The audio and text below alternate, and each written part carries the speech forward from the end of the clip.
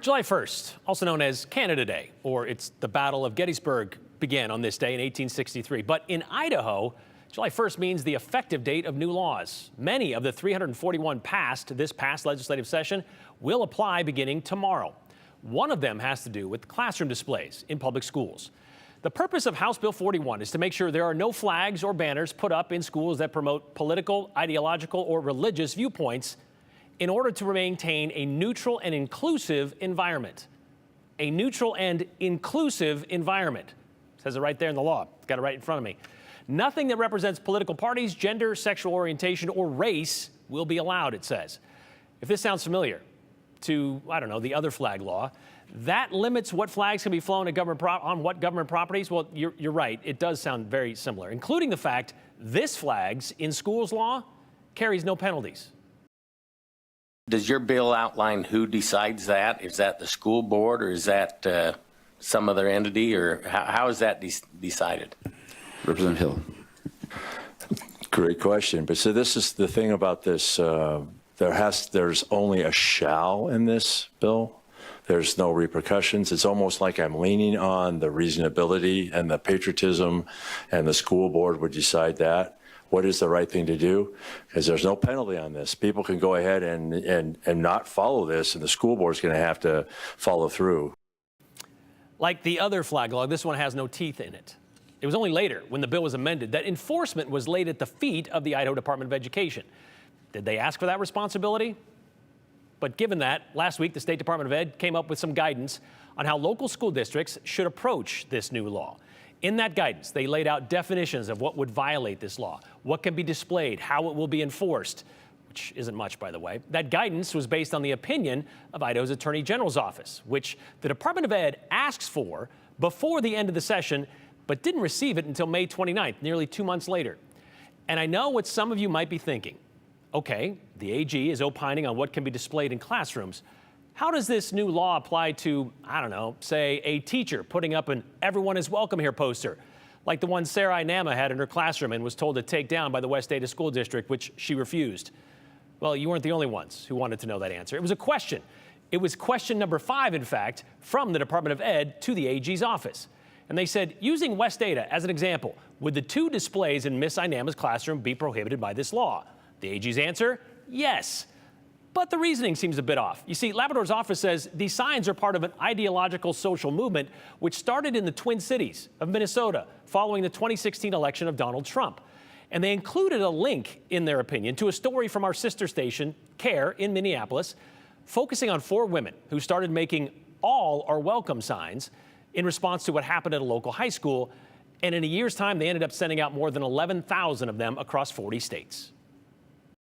Co-partner Jamie Chismar, a graphic designer, designed the logo after the high school in her hometown of Maple Grove was riddled with racist graffiti the day after the Trump election. The kids and the principal there had such a great positive reaction to it. We were really inspired.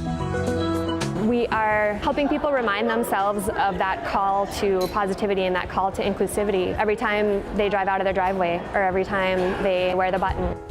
So you saw that written on the bathroom stall where it says #GoBackToAfrica. It seems the signs weren't a reaction to someone getting elected, but more of a response to some vile racist comments being written in a public school bathroom, according to the story. I wonder if an attorney would believe that to be solid evidence of causation in a courtroom, but I digress. But the Attorney General went on. Since that time, the signs have been used by the Democratic Party as a political statement. The Idaho Democratic Party even sells these signs as part of its fundraising efforts. That first sentence we can't really verify, but the second one we can. And yes, the Idaho Democratic Party does offer a lawn sign and some stickers for sale on their website. So we reached out to the Idaho Democrats and asked them how long they've been selling "Everyone is welcome here" stuff. And they told us this: we began offering the signs on March 25th of this year, after hearing from Idahoans who wanted a way to support Miss Inama. Across the state, parents and teachers, regardless of their political affiliations, want children to have a fair shot, they said. Taking a stand against discrimination shouldn't be a partisan issue, and we hope leaders in every party see it that way. So they only began selling them after we brought the story of Sarah Inama to the public, and so for them it isn't political, and they were only responding to public demand.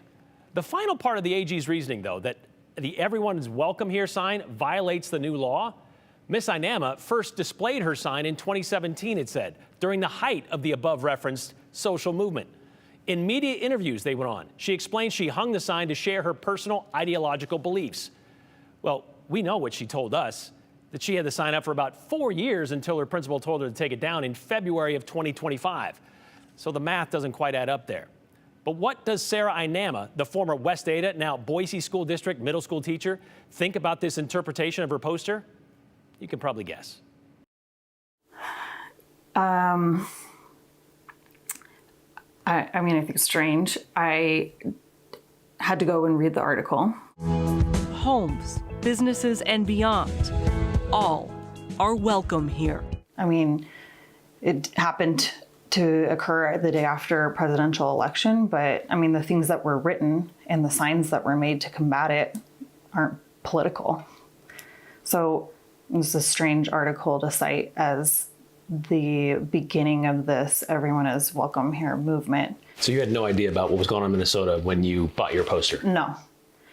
And he also says... Yeah, I was going to ask you about that. So also the opinion says you've had your poster up since 2017. Yeah, no. I wasn't even a teacher in 2017. I was working as a nanny. I got hired full-time halfway through the school year, second semester in 2020. But yeah, it wasn't until 2020 or 2021 maybe that I had that sign. In media interviews, she explained she hung the sign to share her personal ideological beliefs. What do you say to that?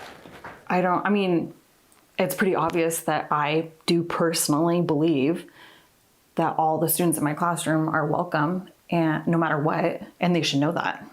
And so yes, it is also personal, but whether they want to admit it or not, that is the view of the school districts in this state. That is the view of the Department of Education in this state.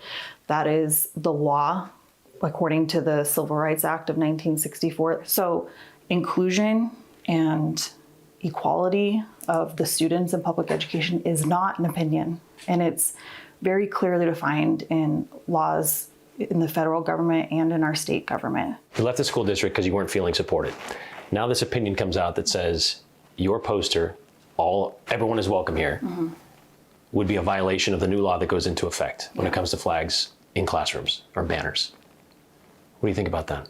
I will never be convinced that the message everyone is welcome here, or everyone is welcome, or all are welcome, whatever it may be, a message of inclusivity to the students in our classrooms is political at all, in any sense. You can find a million things about that idea to inclusivity for everybody that lives in your community all over the place and in different parts of the world. I mean, it has nothing to do with our political parties here in the United States. Sarah told us she has yet to hear from her new school district about what this might mean for putting up her poster, but we did reach out from the AG's office to the AG's office in Ted Hill. There's no penalty with this law. Lots of questions we'd love to ask them, but we've yet to hear back from either of them.